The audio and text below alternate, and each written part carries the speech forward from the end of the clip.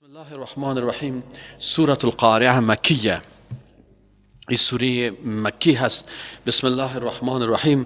القارعه قرع به معنای کوبیدن است، کوبنده، که در فرق امی مردمای بیدین روز قیامت مثل مارتول است که در فرق مردمای بیدین کوبیده میشه.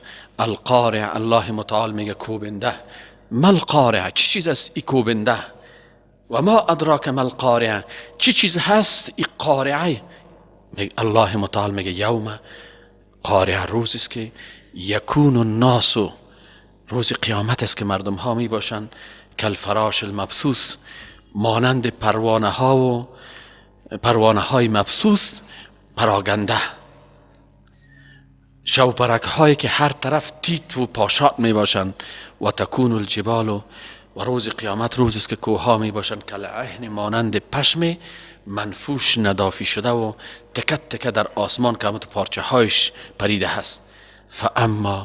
پس اما من، کسی که ثقلت موازینه، ثقیل شد وزن اعمال شایسته ازی، فهو فی عیشة راضیه، بازی در یک زندگی می باشد در روز قیامت که از زندگی خود راضی می باشه.